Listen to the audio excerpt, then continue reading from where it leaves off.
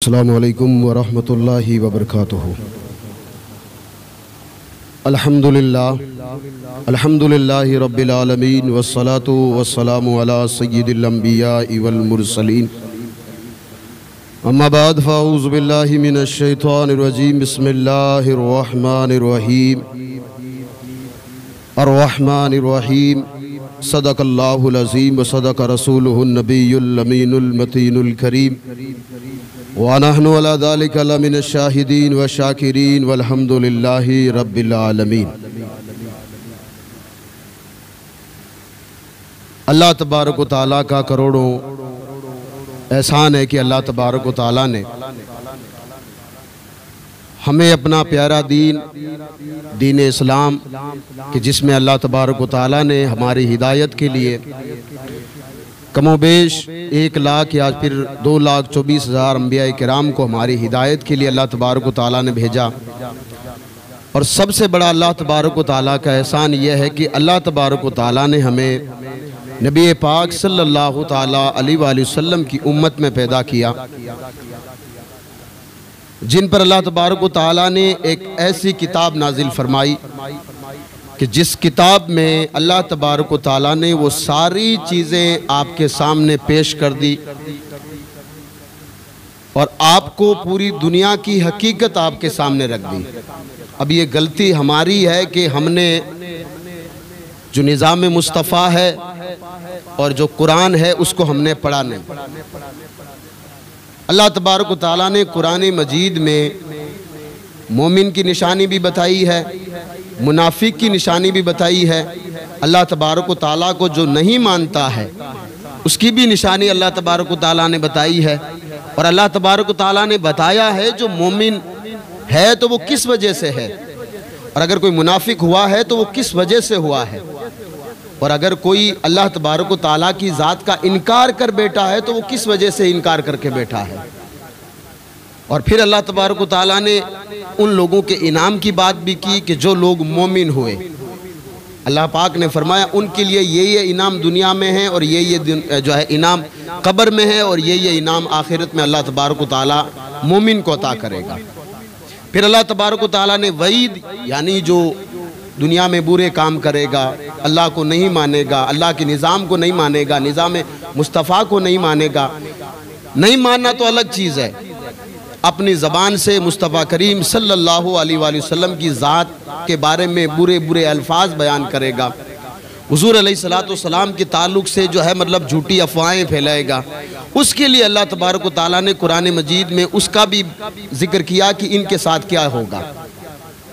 सबसे पहले क्योंकि जुम्मे का दिन है, फजीलत इस दिन की यह है कि दरूद पाक हम पढ़ें कि हुज़ूर पाक सल्लल्लाहु अलैहि वसल्लम ने इरशाद फरमाया कि जो जुम्मे का दिन है ना ये, और इस जुम्मे की रात यानी जो रात गुजर चुकी जिसको हम जुम्मे रात बोलते हैं, मेरे आका अलैहिस्सलातु वस्सलाम इरशाद फरमाते हैं कि जुम्मे के दिन और जुम्मे की रात मुझ पर कसरत के साथ दरूद पढ़ा करो।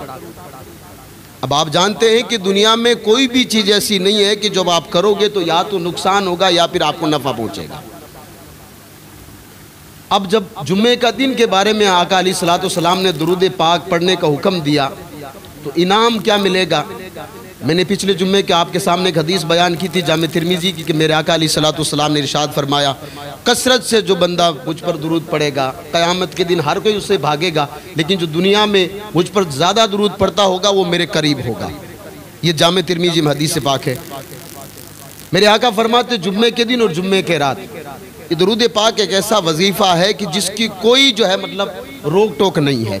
बाकी आप जितने वज़ाइफ आप जाकर के आमिल से पूछोगे तो आमिल आपको बताएगा कि ये वजीफ़ा यहाँ तक लिमिट है, अगर आप करोगे आगे जाकर बढ़कर अगर करोगे तो आपको नुकसान होगा या कोई ना कोई ऐसी रुकावट आएगी कि जिससे आपको तकलीफ़ हो सकती है। लेकिन दरूद पाक ऐसा जो है वजीफ़ा है कि जिसको अनलिमिटेड आप पढ़ते जाओ, जितना आप पढ़ोगे। मेरे आका अलैहिस्सलातु वस्सलाम इरशाद फरमाते हैं कि क़यामत के जब दिन तुम्हारा कोई नहीं होगा ना तो सबसे ज़्यादा करीब तुम मेरे करीब होगे, क्योंकि दरूद तुमने ज़्यादा मुझ पर पढ़ा है। जुम्मे का दिन है, मेरे आका अलैहिस्सलातु वस्सलाम इरशाद फरमाते जो शख्स जुम्मे के दिन और जुम्मे की रात मुझ पर ज़्यादा दुरूद पढ़ता है क़यामत के दिन मैं उस बंदे की, यानी जिसने दुरूद पढ़ा है, मैं उसकी शफात करूँगा। और शफात क्या है? अल्लाह की बारगाह में सिफारिश करना, इसको शफात कहते हैं। क़यामत के दिन अल्लाह की बारगाह में अगर आपकी कोई सिफारिश कर दे, सिफारिश कौन सी? सिफारिश ये है कि अल्लाह ये गुनहगार था, परवरदिगार तुझे मानता था, मुझ पर दुरूद पढ़ता था। आप अंदाज़ा लगाएं, अल्लाह तबारक व तआला अगर क़यामत के दिन राज़ी हो गया ना, हमारा सारा चीज़ जो दुनिया में हमने किया था, ना हमारी नमाज़ों पर हमें भरोसा है, ना रोज़ों पर हमें भरोसा, ये बात याद रखें। हम पढ़ ज़रूर सकते हैं, सजदे हमने किए हैं, रोज़े हमने रखे हैं, कबूल हुए कि नहीं हुए ये अल्लाह की ज़ात को मालूम है। लेकिन दरूद पाक के बारे में अल्लाह के रसूल अलैहिस्सलाम ने क्या फरमाया कि जुम्मे के दिन और जुम्मे के रात मुझ पर दुरूद पढ़ा करो, क़यामत के दिन मैं मोहम्मद अरबी सल्लल्लाहु अलैहि वसल्लम तुम्हारा जो है शफात करूँगा। दरूद पाक पढ़ लीजिए, अल्लाहुम्मा सल्ली अला सैयदना मौलाना मुहम्मदिन बारिक वसल्लम सलातु व सलामुन अलैका या हबीबी या रसूल अल्लाह सल्लल्लाहु तआला अलैहि वसल्लम। अल्लाह पाक ने कुरान मजीद में कोई भी चीज़ ऐसी बाकी नहीं रखी कि जो दुनिया में इस वक्त हो रही है या जो हुई है, जो आगे होगी। सारी चीज़ें हमारे सामने अल्लाह ने खोल करके बयान कर दी है। आप नमाज में पढ़ते हैं अल्हम्दुलिल्लाहि रब्बिल आलमीन अर्रहमानिर रहीम मालिकी यौमिद्दीन। ये तीन चीज़ें कौन सी? आप जानते हैं ये अल्लाह तबारक व तआला की सिफ़ात है, ये अल्लाह की सिफ़ात है। सिफ़ात कहते हैं अल्लाह की पहचान, अल्लाह की ज़ात के बारे में अल्लाह अपनी ज़ात की तारुफ आपके सामने करवा रहा है। अल्लाह क्या कह रहा है? अल्हम्दुलिल्लाहि रब्बिल आलमीन, तमाम तारीफ़ें उस रब के लिए जो सारे जहान का मालिक है। अर्रहमानिर रहीम, उससे बड़ा कोई भी मेहरबान नहीं है। और मेहरबानी की जब मिसाल आपके सामने दी जाती तो आपने हदीस सुनी होगी कि 70 माओं से ज़्यादा प्यार आपका रब आपसे करता है। इसका मतलब यह है कि माँ का प्यार भी अल्लाह के नज़दीक बड़ा जो है, मतलब बड़ा है। हुजूर के नज़दीक भी माँ का प्यार बड़ा प्यार है। आका अलैहिस्सलाम ने जब रब की मोहब्बत आपके सामने रखी ना, तो आका अलैहिस्सलाम ने क्या फरमाया? तुम्हारी माँ तुमसे कितनी मोहब्बत करती है? एक माँ। तो माँ तो इतनी मोहब्बत करती है। आका अलैहिस्सलाम ने फरमाया फिर तुम्हारा रब वो है जो तुम्हें 70 माओं से ज़्यादा प्यार करता है। 70 माओं तक लिमिट नहीं रखा, बल्कि फरमाया वो 70 माओं से ज़्यादा प्यार करता है। और रहमानिर रहीम, उससे बड़ा कोई भी मेहरबान नहीं है। मालिकी यौमिद्दीन, और क़यामत के दिन वो रब कहता है क़यामत के दिन का मालिक मैं हूँ। मालिकी यौमिद्दीन, क़यामत के दिन का मालिक तो मैं हूँ। हुज़ूर पाक सल्लल्लाहु अलैहि वसल्लम से पूछा गया कि सबसे बड़ा शिर्क क्या है? शिर्क जानते होंगे आप, शिर्क कहते हैं कि अल्लाह तबारक व तआला की ज़ात या सिफ़ात के साथ किसी और को शरीक कर लेना, इसको शिर्क कहते हैं साहब। मैं मिसाल के तौर पर कि अगर एक बंदा कोई खड़े होकर के ये दावा करे कि कोई बंदा या कोई अल्लाह का वली या कोई भी नबी अपनी तरफ से जो चाहे अता कर सकता है, ये शिर्क है। ये बात याद रखें। हमारा अकीदा क्या है? अल्लाह तबारक व तआला के नेक बंदों से या अल्लाह के जो पैगंबर हैं, जो अल्लाह के जो है मतलब नेक बंदे जितने भी गुजरे, अल्लाह ने उनको पावर दिया, अल्लाह की अता से वो हमें अता करते हैं। तो जो बंदा डायरेक्ट अगर ये कहता है तो वो शिर्क के जुमरे में आता है। बात याद रखें। अल्लाह के रसूल से पूछा गया सबसे बड़ा शिर्क कौन सा है? मेरे आका अलैहिस्सलाम ने इरशाद फरमाया सबसे बड़ा शिर्क जानते हो क्या है? सबसे बड़ा शिर्क ये है कि कोई आदमी नमाज पढ़ रहा हो, एक आदमी नमाज पढ़ रहा हो और उसके पास कोई आदमी बैठा है, और वो जो नमाज पढ़ने वाला है ना, वो उसको दिखाने के लिए नमाज पढ़ रहा है कि देखो मैं कैसी नमाज पढ़ रहा हूँ। अल्लाह तबारक व तआला के महबूब ने फरमाया सबसे बड़ा शिर्क तो ये है। और ये बात सिर्फ नमाज तक सीमित नहीं रहती है, ये बात कई जगह अल्लाह पाक ने कुरान मजीद में फरमाया। जब तुम ज़कात दे चुके, जब तुम सदका कर चुके, जब तुम अपनी चरागी, जिसको आप जो आप अल्फाज आपसे यूज़ करते हो, अल्लाह पाक ने फरमाया जब तुम इन चीज़ों को दे चुको ना, फिर किसी पर एहसान मत जताओ। तुमने किसी रिश्तेदार को दिया, गरीब था वो, उसकी उस वक्त उसकी हालत ख़राब थी, आपने दे दिया, कंडीशन ठीक नहीं थी, दे दिया उसको। अब आज उसकी हालत ठीक हो गई है, और अगर आप जाकर ये कहते हैं कि तो इस वक्त हवा में उड़ रहा है, हालांकि मेरे सदकों से, मेरी ज़कात से, मेरी हेल्प से तू आगे बढ़ा है, ये बात याद रखें। अल्लाह फरमाता है ऐसे लोगों का सदका, ऐसे लोगों की ज़कात में ज़ाय कर देता हूँ जो एहसान जताता है। हमने किया क्या है? कुरान मजीद को सूरह बकरा अलिफ लाम मीम ज़ालिकल किताबु ला रैब फीह पढ़ लीजिए जाकर के। मोमिन की पूरी सिफात अल्लाह ने बयान कर दी है। मोमिन की, मोमिन कौन होता है? मोमिन वो होता है जिसको अल्लाह की ज़ात पर यकीन कैसा होता है आप जानते हैं। हज़रत मूसा अला नबी अलैहिस्सलाम का गालिबन ये दौर था, या फिर किसी और नबी का दौर था। ये उस ज़माने में बारिश नहीं हो रही थी, हालांकि मूसा अला नबी अलैहिस्सलाम के उस अगर वाक़े को अगर आप पढ़ें कि जब फ़िरौन, अल्लाह तबारक व तआला ने फरमाया मूसा अपनी कौम को लेकर निकलो, तो फ़िरौन के जो है लोग भी और फ़िरौन समेत लोग पीछे पड़े हज़रत मूसा अला नबी अलैहिस्सलाम के लश्कर के। आगे दरिया आया जिसको दरिया नील बोला जाता है। हिस्ट्री में सबसे बड़ा दरिया इसको बोला जाता है दरिया नील, जो कि मिस्र में आज भी मौजूद है। जब उसके करीब पहुंचे तो आगे जब दरिया आया रास्ता खत्म हो गया और पीछे फ़िरौन की पूरी लश्कर था, फ़िरौन का पूरा लश्कर पीछे मौजूद था। तो लोगों ने कहा मूसा अब आगे रास्ता तो है नहीं और फ़िरौन हमें पकड़ लेगा, क्योंकि बादशाह था वो। तो हज़रत मूसा अला नबी अलैहिस्सलाम ने अल्लाह की बारगाह में अर्ज़ की, अल्लाह की बारगाह में अर्ज़ की। कुरान कहता है हज़रत मूसा ने अल्लाह की बारगाह में अर्ज़ की। क्या कहा था? अब रास्ता तो आगे है नहीं। तो अल्लाह पाक ने फरमाया मूसा तेरे हाथ में जो लकड़ी है ना, जिससे पहले तू अगर पत्थर पे मारता था तो अल्लाह के हुक्म से पत्थरों से पानी निकल आता था, अगर यही वो ऐसा है मूसा कि पहली मर्तबा मैंने तुझे फ़िरौन के पास भेजा था। आप में से जो कुरान पढ़ने वाला बंदा है ना, जाकर कभी कुरान को चेक कीजिएगा। कुरान जब 15 पारे मुकम्मल हो जाते हैं, कुरान के 15 पारे, कुरान में पारे 30 होते हैं, 30 का आधा कितना होगा? 15 होगा ना। यानी कि 15.5 पारा जब आप पहुंचते हैं तो एक लतीफ़ नाम का बड़ा जो है मतलब एक सेंटेंस लिखा हुआ कुरान में। उसका मतलब क्या आप जानते हो? उसका मतलब है नरमी। और उलमा ने जब तफसीर लिखी तो उलमा ने कहा कुरान का सबसे बड़ा ये मजबूत दलील ये है कि कुरान कहता है अगर किसी के सामने नरमी से बात करोगे तो वो जो है उसका सर नहीं झुकेगा, उसका दिल आपके कदमों में आ जाएगा साहब। और ये गरीब नवाज ने करके दिखाया था साहब। कभी भी जो बंदा कुरान पढ़ता है, कैसे भी पढ़ता है, जाकर कुरान को खोलिएगा और 15वां पारा 15.5 पारे पे जब आप जाओगे तो एक बड़ा सा लफ्ज़ आएगा आपके पास। रंगीन अगर कुरान है तो रंगीन में भी मौजूद है, अगर ब्लैक एंड वाइट में अगर है तो ब्लैक में भी लतीफ़ नाम का बड़ा लफ्ज़ है। यहाँ से हमें इशारा है कि कुरान यहाँ पर आधा हो चुका है, ठीक है ना। अब वो लतीफ़ किसके लिए लफ्ज़ आया है? वो हज़रत मूसा का जिक्र हो रहा वहाँ पर। अल्लाह कहता है जब हमने मूसा को पहली मरतबा फ़िरौन की तरफ भेजा था और कहा कि मूसा जाकर नरमी से बात करना फ़िरौन से। क्यों? 450 साल की उम्र हो चुकी है। अना रब्बुकुमुल आला का वो जो है मतलब एक रट लगा कर बैठा है कि मुझसे बड़ा तो रब दुनिया में कोई है ही नहीं। क्योंकि कभी सर में जिसके दर्द ना हुआ हो, अल्लाह ने जिसकी कभी जो है मतलब इम्तिहान दुनिया में किसी का नहीं लिया हो, तो भी समझेगा ना भाई मेरा तो कोई कुछ बिगाड़ने वाला भी नहीं है। फिर वो बड़े बड़े दावे मारेगा, फिर वो कभी हुजूर की शान में गुस्ताखी करेगा, फिर वो कभी जो है मतलब औलिया जो है मतलब कामिलीन की बारगाह में गुस्ताखी करेगा। अब उसको क्या मालूम चला?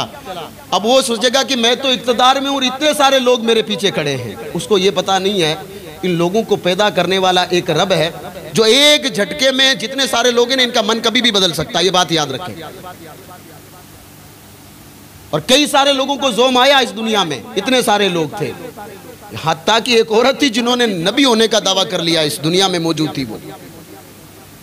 तो मूसा अला नबी अलैहिस्सलाम ने फरमाया रब ये दरिया, तो अल्लाह तबारक व तआला ने फरमाया मूसा जब मैंने फ़िरौन के पास तुझे भेजा था ना, तो फ़िरौन ने कहा था मेरे पास जादूगर है। मूसा तू भी जादूगर है, तो अगर करना चाहे मुकाबला तो कर सकता है। हज़रत मूसा ने कहा कर सकता हूँ, क्योंकि हज़रत मूसा के साथ ज़ात अल्लाह की थी।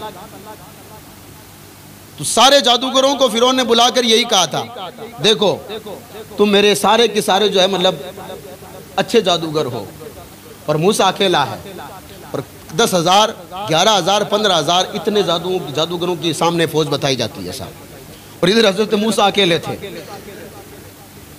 अब उन्होंने कहा कि मूसा बताओ, जो वक्त हुआ था वक्त पूरा हो गया, मूसा बताओ क्या करना है, पहले भाई हम दिखाएं या तुम दिखाओगे।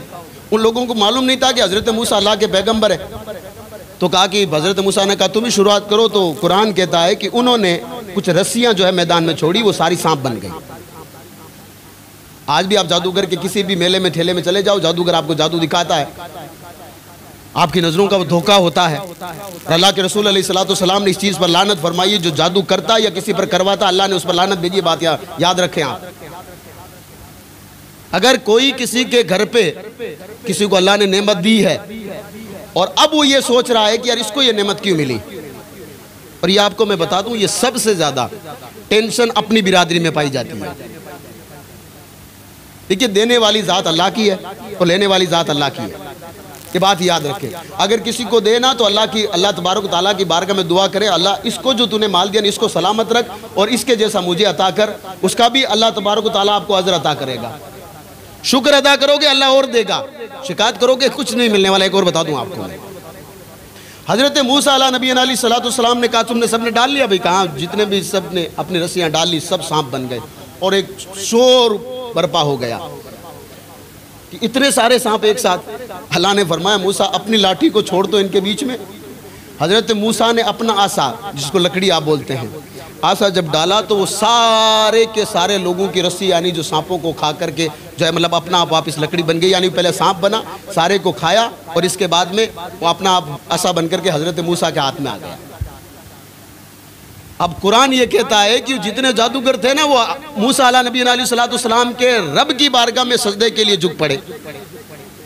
और फिरौन ने क्या कहा था जानते हो? फिरौन ने कहा अगर तुमने ऐसा किया तो ऐसा नहीं है कि मैं तुम्हें फांसी पर लटकाऊंगा, ऐसा नहीं है कि मैं तुम्हें देश निकाला दे दूंगा, ऐसा नहीं है कि मैं तुम्हें रोटी नहीं दूंगा। फिरौन ने कहा तुम्हारा एक तरफ का हाथ काटूंगा, एक तरफ का पाँव काट करके तुम्हें अपनी रियाया में छोड़ दूंगा। साहब उन लोगों ने कहा कुछ भी कर ले, हमें पता चल गया कि जो रब की ज़ात होती है, जिसके साथ रब होता है, उसके पाँव तो काटे जा सकते हैं, उसका कुछ भी हो सकता है, लेकिन अल्लाह की ज़ात को छोड़ा नहीं जा सकता। ये कुरान है साहब। और अल्लाह तबारक व तआला ने इसमें हमें सब के बारे में बता दिया। मोमिन की तारीफ जब अल्लाह ने की तो अल्लाह ने कहा मोमिन कौन है? वो जो कि बेद दे के मुझे माने। फिर फरमाया महबूब वो जो कि अल्लाह तबारक व तआला ने तुझ पर उतारा, यानी ये कुरान है, इसको माने।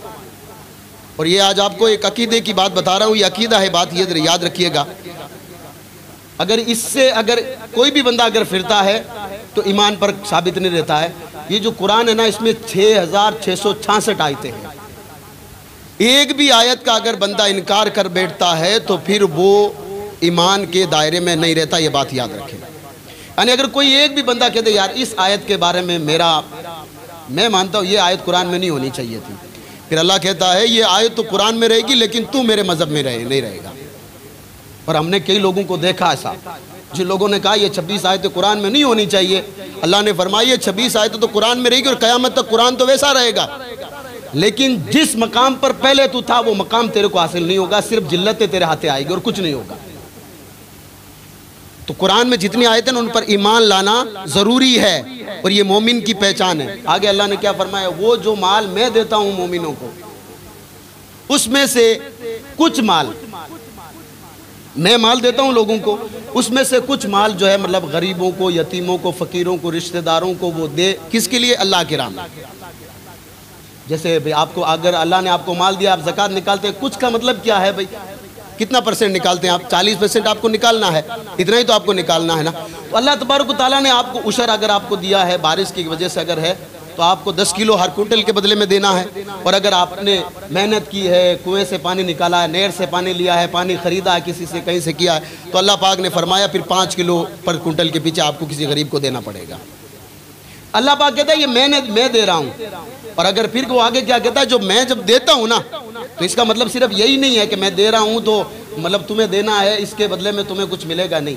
अल्लाह पाक कहता है कि फिर मैं तुम्हारे मालों में बरकत अता करूँगा, तुम्हारे मालों को मैं साफ़ कर दूँगा। साफ़ का मतलब क्या है कि उन मालों में जो वबाल होगा, जो मुसीबत होगी, अल्लाह कहता है वो मुसीबत में निकाल लेता हूँ। लेकिन हम लोगों ने क्या समझा, यार हो सकता है किसी जो है मतलब मौलवी की बात होगी, बात मौलवी की नहीं है साहब, कुरान के पहले पारे सूरह बकरा की बात है, ये सूरह बकरा की बात है। ये यहाँ तक उलाइका अला हुदम मिन रब्बिहिम व उलाइका हुमुल मुफलिहून, अल्लाह पाक ने फरमाया यही वो लोग हैं जिनको अल्लाह ने कामयाब कहा है। अगर एक बाप के 3 बेटे हो, एक बेटा खेती बाड़ी का काम करता हो, एक बेटा पत्थर निकालता हो, एक बेटा नौकरी लग गया हो, बाप ने कहा कि नौकरी वाला बेटा कामयाब है, बेटा समय फूले नहीं समाता, वो दुनिया में कहता मेरे बाप ने मुझे कामयाबी की जमानत दी है। हम तो उस रब की कामयाबी की बात कर रहे हैं जो रब कहता है कि ये लोग कामयाब हैं जिनको मैं मोमिन कहता हूँ। आगे अल्लाह ने फिर मुनाफिक की जो है मतलब सारी सिफतें बयान की। इन्नल लज़ीना कफ़रू सवाउन अलैहिम, ये पूरी जाकर आप पढ़िए, पूरी जाकर आप पढ़िए। आगे अल्लाह फरमाता है कि कुछ लोग हैं जो कहते हैं हम ईमान लाए अल्लाह पर, रोज़े क़यामत पर, क़यामत के दिन पर हमारा ईमान है साहब, हम अल्लाह को भी मानते हैं साहब। अल्लाह कहता फिर वो ईमान नहीं है। ये अगर मौलवी का फतवा होता तो मैं मान लेता, पीर का फतवा तो ये मान लेता। कुरान को जाकर पढ़िएगा, कुरान अल्लाह पाक कहता है कि जो लोग कुछ लोग हैं जो कहते हैं हम किस पर? क़यामत पर ईमान लाए। यानी वो कहते हैं क़यामत आएगी साहब, वो कहते हैं हम अल्लाह को भी मानते हैं, लेकिन अल्लाह खुद कहता है कि वो लोग ईमान वाले नहीं है। अब खुद गौर करें कि फिर हमें कौन सी कैटेगरी में आना चाहिए, मोमिन वाली में या फिर मुनाफिक वाली में? क्योंकि कौन से वो लोग हैं, अल्लाह कहते हैं कि महबूब वो आपके पास आते हैं ना तो कहते हैं हम ईमान लाए साहब। यानी कि जो मुसलमानों से वो मिलते हैं तो कहते हैं हम तो ईमान वाले हैं, और दूसरे पास जाए तो कह देखो मैं तो उनसे, वो जब होते हैं तो उनको राज़ी करना पड़ता है, जो आजकल का दौर चल रहा है साहब। अल्लाह तबारक व तआला ने पहले फैसला कर दिया, ये कुरान है साहब। अगर मैं फिर से कह रहा हूँ, अगर हमने इसको ज़रूरत के वक्त अगर पढ़ लिया होता ना तो हमारी नमाजें, हमारे जो रोज़े सारे के सारे इतने इखलास के साथ होते कि अल्लाह तबारक व तआला ने कुरान में जैसा जैसा फरमाया है। और फिर अल्लाह पाक आगे क्या कहता है, देखिए अब पूरी सारी चीज़ इस पर दारोमदार रखती है। अल्लाह पाक कहता है ये लोग अल्लाह को धोखा देना चाहते हैं, फरेब देना चाहते हैं, जबकि ये अल्लाह को फरेब नहीं दे रहे हैं, अपने आप की ज़ात को फरेब दे रहे हैं। पूछा गया कि हमारे घरों में बरकत क्यों नहीं हो रही है, ये हमारे हम पर मुसीबतें क्यों आ रही है, इसकी वजह क्या है? किसी ने कुछ करवा दिया है या कुछ हो गया है? तो ठीक है, किसी ने करवा दिया है तो 3-4 दिन आपको तकलीफ हो सकती है, बाकी दिनों के बाद उसका ही सब कुछ होना है साहब। लेकिन अल्लाह कहता है कि ये जो तुम पर मुसीबतें आती हैं इसकी वजह सिर्फ एक है, इसकी वजह यह है कि जो तुम दुनिया में अल्लाह की नाफरमानी करते हो या महबूब दावर सल्लल्लाहु अलैहि वसल्लम के बताए हुए दीन पर नहीं चलोगे तो अल्लाह पाक कहता है फिर तुम पर मुसीबतें आएगी साहब, फिर तुम पर मुसीबतें आएगी। अब अल्लाह तो उनके बारे में, वो लोग जो अल्लाह कहता है कि अल्लाह को जो है मतलब धोखा देना चाहते हैं, इसका मतलब ये है कि अल्लाह को धोखा देने का मतलब क्या है? यानी महबूब ये आपके साथ धोखा करना चाहते हैं लेकिन आपके साथ धोखा नहीं कर सकते ये। तो अल्लाह तबारक व तआला ने ये कुरान मजीद जो हमें दिया ना, बहुत बड़ी नेमत है अल्लाह की, हमें इसको गौर से पढ़ना पड़ेगा, और पढ़ेंगे तो फिर उस नतीजे तक पहुँचेंगे कि अल्लाह तबारक व तआला ने कितने नबी भेजे, उन नबियों ने दीन की तबलीग कैसे की, क्या उन्होंने ये दीन हम तक पहुँचाया है? तो सिर्फ इतनी आसानी से ये दीन हम तक पहुँच गया? अगर हम जाकर पढ़ेंगे तब हमें दीन के बारे में पता चलेगा। फिर अल्लाह तबारक व तआला ने जो इनामात हम पर रखे हैं, यानी जो अल्लाह को मानता है, महबूब दावर सल्लल्लाहु अलैहि वसल्लम की नबूवत को मानता है, ख़त्म नबूवत पर अपना अकीदा रखता है, यानी अल्लाह के नबी के बाद कोई नबी नहीं आएगा, तमाम फरिश्तों को मानता है, कब्र में सवाल व जवाब को मानता है, क़यामत को हक मानता है, कब्र जो क़यामत आएगी तो हमें कब्र से उठाया जाएगा, मैदान महशर में एक एक पाई का हमसे हिसाब लिया जाएगा, इन चीज़ों को मानता है। तो अल्लाह ने तो गारंटी दी है कि कामयाब ये है, और अल्लाह गारंटी दे तो क़यामत के दिन कहता है मालिक यौमिद्दीन, क़यामत के दिन का मालिक मैं हूँ। अब वो कह रहा है मालिक मैं हूँ और मैं गारंटी दे रहा हूँ, तो जिस जन्नत की तुम्हें तलाश है, जिस जन्नत की तुम्हें तलाश है, तो अब हमें ये कुरान पढ़ना पड़ेगा कि ये जन्नत किसकी तरफ जाती है साहब। हमें से कितने सारे लोग थे इस दुनिया से चले गए, और हो सकता है कि थोड़े दिन के बाद हमारा भी दुनिया से नंबर आए। आप मान लीजिए 100 साल ले लीजिए, 100 साल, आखिरी बात आपके सामने कर रहा हूँ, 100 साल आप ले लीजिए, और अल्लाह पाक ने ये फरमाया कुरान में, तबारकल्लज़ी बियदिहिल मुल्कु व हुवा अला कुल्लि शैइन कदीर अल्लज़ी खलक़ल मौता वल हयाता लियब्लुवकुम अय्युकुम अहसनु अमला व हुवल अज़ीज़ुल गफ़ूर। जिसका अगर सीधा साधा अगर मफ़हूम निकालना चाहते हैं, अल्लाह पाक फरमाता मैंने मौत और ज़िंदगी दोनों बनाई है ताकि मैं जांचूं कि कौन दुनिया में जिसको मैंने भेजा है वो अपनी परख पर सही उतरा है। अब हमें तो इसलिए दुनिया में भेजा है कि अल्लाह पाक ने फरमाया कि तुम्हें जांचने के लिए भेजा है, और अल्लाह पाक ने फरमाया तुम्हारे सबसे ज़्यादा अगर करीब है तो तुम्हारा रब है। अब अगर हमारे ज़्यादा करीब है तो फिर हमें इस कुरान को गले लगाना होगा और कुरान को पढ़ना होगा। पढ़ेंगे तो इंशाअल्लाह तबारक व तआला हमारी सारी परेशानियाँ दूर हो जाएगी, वरना फिर एक दूसरे की जो है मतलब इधर उधर करते हुए, या फिर जो है मतलब रसूल पाक सल्लल्लाहु अलैहि वसल्लम की शान में आपके सामने गुस्ताखियाँ होती रहेगी, आप उनका दामन पकड़ के उनके लिए दरिया बिछाते, पूरी आपकी ज़िंदगी गुजर जाएगी। ये बात याद रखें, क़यामत के दिन अगर हुज़ूर अलैहिस्सलातु वस्सलाम ने दामन पकड़ लिया और कह दिया कि आपके सामने मिलाद मनाने वाले थे, बड़े बड़े नारे लगाने वाले आप थे, मिलाद पर पैसा आप खर्च करने वाले थे, मेरी शान में अगर एक शख्स अगर ये कह दे कि वो लफ्ज़ में बोल नहीं सकता, उस वक्त अगर हुजूर ने कह दिया कि मेरी शफात तुम्हारे लिए नहीं है, तो उस वक्त क्या जवाब दोगे? कोई जवाब नहीं होगा, क्योंकि आजकल का दौर ऐसा है कि जो लोग 5 साल पहले कहीं और थे, आज वो लोग कहीं और है। उनकी ज़बानें हुजूर अलैहिस्सलातु वस्सलाम की जब गुस्ताखी हो रही थी, वो सब लोग जो है मतलब अंदर बैठे हुए थे, जब उनका मतलब निकलता है तो बाहर निकल आते हैं साहब।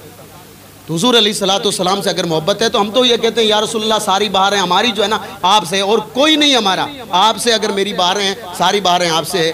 कब्र में भी अगर मेरा छूटना है तो हुजूर की वजह से, क़यामत में अगर मैं जन्नत में जाऊंगा तो हुजूर की वजह से, दुनिया में अगर मुझे ज़िंदगी मिली है तो हुजूर की वजह से, बल्कि दुनिया की सारी नेमतें एक एक निवाला, एक एक टुकड़ा अगर मैं खा रहा हूं तो वो हुजूर की वजह से।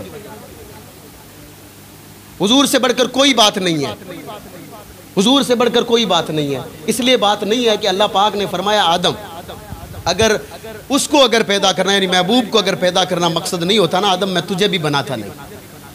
आप याद करें, वो हमारे बाप हैं हज़रत आदम अला नबी अलैहिस्सलाम। अल्लाह पाक ने हज़रत आदम को ये बात कह दी, आदम तू अलग चीज़ है, अगर मैं उसको नहीं बनाता ना तो आदम फिर तुझे भी बनाना कोई मेरा मकसद नहीं होता। ये इबादतें, ये रियाजतें, ये सारी चीज़ें महबूब सल्लल्लाहु अलैहि वसल्लम के सदक़े में हमें मिली है साहब। इसलिए कहीं उन्होंने फरमाया नमाज मेरी आंखों की ठंडक है। अगर मोहब्बत ये होती है तो नमाज हम पढ़ते साहब। उन्होंने फरमाया अल्लाह ने जो है अल्लाह को राज़ी करने का महीना रमज़ान का है तो हम रोज़े रखते यार। उन्होंने फरमाया अल्लाह की रज़ा इस चीज़ में है कि बंदा, अल्लाह सबसे ज़्यादा बंदे के करीब कब होता है, जब बंदा अल्लाह की रज़ा के लिए सदका कैसे करे कि एक हाथ से दे तो दूसरे हाथ को पता ना चले। और अल्लाह का बंदा है, हम लोगों का आज हाल क्या है आप अच्छी तरह से जानते हैं। तो अल्लाह तबारक को खातिर नमाज पढ़िए, अल्लाह के दीन को समझिए, हुजूर से टूट करके मोहब्बत कीजिए। ये वो मोहब्बत है जो इंशाअल्लाह तबारक व तआला हमारी कब्र भी रोशन करेगी, हमारे कब्रों में भी फूल आएंगे इंशाअल्लाह तबारक व तआला, वो भी जन्नत वाले। और क़यामत के दिन हम जब जाएंगे, अगर ये जो निज़ाम मुस्तफ़ा जिस तरह से चलता है, इस तरीके से जो हुजूर ने हमें बताया उस तरीके से चलकर अगर जाएंगे तो इंशाअल्लाह तबारक व तआला हुजूर खुद कहेंगे कि मैं तुम्हारी शफाअत के लिए मैं हाजिर हूँ। फतरदा ने डाली, अल्लामा ये हसन जो कि आला हज़रत रहमत रिज़वान के भाई हैं, वो कहते हैं कि फतरदा ने डाली है बाहें गले में कि हो जाए राज़ी तबीयत किसी की। पूरा उन्होंने शेर लिखा है। ये फतरदा का मतलब ये है कि अल्लाह पाक ने कुरान मजीद में फरमाया ए महबूब हम आपको इतना देंगे कि आप राज़ी हो जाओगे। कुरान मजीद में बद्दुआ जब आप पढ़ते हैं महबूब हम आपको इतना देंगे कि आप राज़ी हो जाओगे। अल्लामा ज़मन फरमाते हैं कि महबूब, अल्लाह पाक कुरान मजीद में कहता है ये फतरदा है ना, ये माला है आयत की, ये आपके गले में डाल करके अल्लाह ने खुशखबरी सुनाई है। महबूब आप राज़ी हो जाइए, जो आपका वफादार उम्मती होगा। वफादार उम्मती उसी को कहते हैं जो हुजूर के फरमान को मानता हो साहब, हुजूर से मोहब्बत करने वाला हो। अल्लामा ज़मन कहते हैं, अल्लाह कहता है महबूब आप राज़ी हो जाइए, मैं ये खुशखबरी सुनाता हूँ कि आप जो चाहोगे आपको क़यामत के दिन अता किया जाएगा। पैदा हुए तो सजदा आपके लिए सा था। हज़रत अब्दुल्लाह इब्न अब्बास या गालिबन कोई और इसी तरह के कोई साहबी थे जिन्होंने हुजूर को कब्र में उतारा। कब्र में उतारने के बाद जब तनिया खोली गई, आप जब चेहरा खोलते हैं या पाँव की जो तनिया खोलते हैं इनको तनिया बोलते हैं, खोली गई तो वो कहते हैं कि हुजूर के लबे मुबारक हिल रहे थे।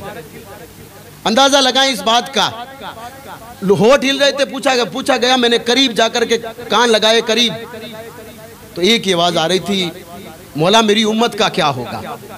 आप अंदाजा लगाएं किस कदर हुजूर ने हमसे मोहब्बत की थी टूट करके। बुराक पर सवार हो रहे थे, जा रहे थे अल्लाह को देखने के लिए। आज तक किसी को ये एजाज नहीं हुआ। हज़रत मूसा जिनको अगर वो लकड़ी मारे तो 12 चश्मे निकल आए, वो अगर कहें अल्लाह की बारगाह तो आसमान से उनकी उम्मत के लिए खाना अल्लाह तबारक तआला उतार दे यार। वो जब कहे अल्लाह मैं तुझे देखना चाहता हूँ तो अल्लाह कहता नहीं मूसा तू मुझे नहीं देख सकता। और महबूब अलैहिस्सलाम अपनी जो है खालाजाद बहन के घर आराम फरमा रहे हैं। 70,000 फरिश्तों को अल्लाह भेजता है, महबूब को ले आओ, महबूब को ले आओ। और कोहे तूर पे जब मूसा जा रहे हैं अल्लाह का दीदार करने के लिए, कहा आज तो अल्लाह को देखूंगा, तो अल्लाह ने फरमाया मूसा जूतियाँ पहले यहाँ उतार। कोहे तूर पे आ रहा ना, ये पहाड़ है उस पर आ रहा, तू जूतियाँ यहाँ उतार। और जब महबूब वहाँ जा रहे हैं तो नाले मुबारक, जिनका नक्शा आपने देखा होगा कि अमीर सुन्नत है या फिर बड़े बड़े उलमा यहाँ पर अपने जो है मतलब अमामा शरीफ पर लगा कर रखते हैं। ये नाले मुबारक हुजूर की जूतियों का एक नक्शा है। नाले मुबारक को अल्लाह ने फरमाया महबूब खोलने की ज़रूरत नहीं है। ये है तरीका महबूब से। अब वो जा रहे हैं बुराक पर, हज़रत जिब्राइल कह रहे हैं मैंने देखा कि महबूब दावर सल्लल्लाहु अलैहि वसल्लम की आंखों में आंसू थे। पूछा या रसूलल्लाह ये एजाज़ किसी को हासिल नहीं हुआ, आप रब की बारगाह में जा रहे हो। और कितना करीब से देखा, एक इतने करीब से कि जो कमान और जो डोरे का फ़र्क कितना होता है जिसे आप तीर फेंकते हो, उतने मेरे हुजूर फरमाते मैंने रब को इतने करीब से देखा है, इतने करीब से। अब अंदाज़ा लगाएं, इतने करीब से देखा है। अब वो जब जा रहे तो रो रहे हैं। पूछा गया वजह, तो आज मेरे लिए तो 70,000 फरिश्ते आए हैं, मेरे लिए बुराक आया है जिसकी कोई जो है मतलब स्पीड की कोई लिमिट नहीं है, कोई लिमिट नहीं है। बरक का मतलब ही होता है बिजली। बिजली की स्पीड कितनी होती होगी, वहाँ से आपके तार लगाए जाते हैं, इधर तार लगता है भले 100 किलोमीटर हो या फिर 150 किलोमीटर या 1000 किलोमीटर तार लगा, बिजली आपके घर तक पहुंच जाती है। वो तो फिर बुराक है, उसकी कोई स्पीड नहीं है। मेरे हुजूर फरमाते हैं फिर मेरे उम्मती जब क़यामत का दिन होगा, पुल सिरात से गुजरेंगे, उस वक्त क्या होगा आपकी वहाँ पर वो सोच रहे हैं और हम लोग क्या बैठ कर क्या सोच रहे हैं, हमें जन्नत इतने सस्ते में दी जाएगी। ऐसा नहीं है साहब, ऐसा नहीं है, इतनी सस्ती जन्नत नहीं है। सजदे के लिए हमारे जो है औलिया कामिलीन ने जंगल खंगाले, सब कुछ खंगालने के बाद में अल्लाह की रज़ा उनको हासिल हुई है। तब जाकर के कोई बाबा बदरुद्दीन शाह बना है, तब जाकर कोई बाबा मलंग पीर शाह बना है, कोई तब जाकर के हाजी पीर रहमतुल्लाह ताला अलैह बना है। ऐसे ही कोई जो है मतलब नहीं बना है। इन लोगों ने नमाज़ें पढ़ी है, इन लोगों ने जो है कुरान पढ़ा है, इन लोगों ने हुजूर की हदीस समझी, इन लोगों ने हुजूर की जीवनी को समझा है, तब जाकर के अल्लाह तबारक व तआला ने इनको विलायत का दर्जा अता किया है। इसलिए बाबा बदरुद्दीन शाह अगर मोहब्बत है तो फिर से कह रहा हूँ, नमाज को मत छोड़िएगा। ये वो नमाज है जो हुजूर की मेराज तो ये थी कि अल्लाह को हुजूर ने देखा था, और हुजूर ने फरमाया मोमिन की मेराज ये कि वो सजदा करता है तो अल्लाह सारे पर्दे उठा देता है। ये मोमिन की मेराज बताई गई है साहब। तो अल्लाह के लिए नमाज पढ़िए, अल्लाह के खातिर पहचानिए कि हमारा दीन क्या है। अल्लाह तबारक व तआला के महबूब दावर सल्लल्लाहु अलैहि वसल्लम ने हमें हुक्म किया दिया है। अल्लाह तबारक व तआला अमल की तौफीक अता फरमाए। अस्सलामु अलैकुम व रहमतुल्लाहि व बरकातहू।